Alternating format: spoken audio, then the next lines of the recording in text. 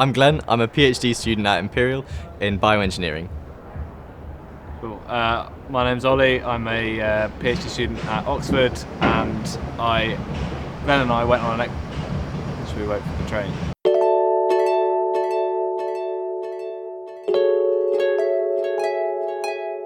But when you look at a glacier, it's completely white and you often think there's not much life there, but actually bacteria and other microorganisms are really thriving in that environment. So very recently, some DNA technology has been advanced to the point where it can be fitted into, say, a backpack. And we really wanted to push that as far as we could and tried to get an entire DNA sequencing lab into the back of a sledge.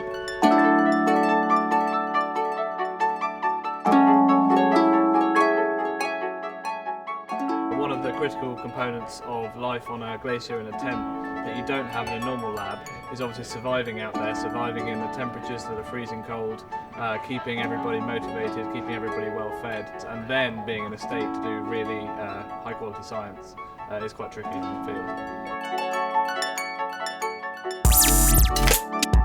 We had to use a bit of DIY hacking, so we 3D printed a few components that could fit onto things like a normal household drill or an automatic hammer, and that allowed us to really get the size as small as possible. The entire lab that we were taking across the ice cap fitted just into these two 9-litre boxes, and that includes everything that we needed. And from there we could extract our DNA, so turning a sample that looked something like this into just a single tube of DNA. And we'd quantify that DNA using this. Again, all run off battery power, all run off solar power. And then from there, we would add that DNA onto the flow cell. And these flow cells are what actually does the sequencing. And so the DNA gets pulled through these tiny holes, and when it does that, it reads the code that's coming off of them. And crucially though, the interesting thing about these flow cells is that they can't freeze. And so when you're in a polar environment, you need to keep them above 0 degrees that whole time. And the most consistent source of heat is your body, so we just take them and keep them like this for a month underneath, which actually worked really well. So the lowest they ever got was 9 degrees. And then once you start your sequencing, you get to see something like this, where the green dots here are showing those holes that I mentioned that are pulling DNA through them, so they're kind of in real time showing you how much of it is working. The blue ones are where they're recovering and will become available in a minute. So in real time you get a sense of how successful your sequencing run's being. So the route that we took was across Europe's largest ice cap. We crossed from the south to the north and then back again. And the reason we chose this is because it's largely a lot cheaper to get to than most other locations of similar remoteness, which allowed us to put a lot more of our budget into the scientific side of it, so we could push the science without necessarily pushing the budget requirements. So on the expedition we were following a 1932 team's route, and we set up our base camp where they set up theirs. And from the book that we had that they wrote at the time, they left evidence of their visit, which we didn't know what it was going to be, and we weren't that sure where it was, but we eventually found it in a cairn at the top of a dome.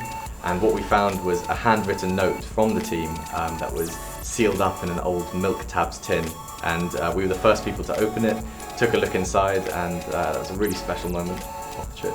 So the eventual idea is that if everybody can do this man-powered or human-powered, no one needs to take cars or heavy machinery into these places, so you can study these environments with leaving an absolutely minimal footprint. Because it's really important that we understand the impact that these bacteria are having on our day-to-day lives, but it's also critical that we don't damage those ecosystems when we go and visit them. The polar regions are actually teeming with bacteria, and they play a crucial role in climate change and responding to it.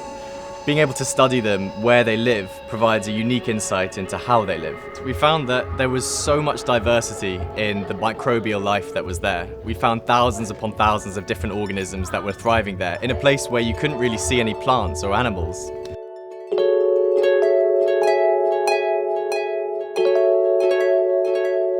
So what we were really trying to demonstrate with this work was a methodology for future expeditions to do this kind of off-grid sequencing anywhere that they can go. And so to move beyond the research stations and to sample microbes all over the world to increase our wealth of knowledge about them.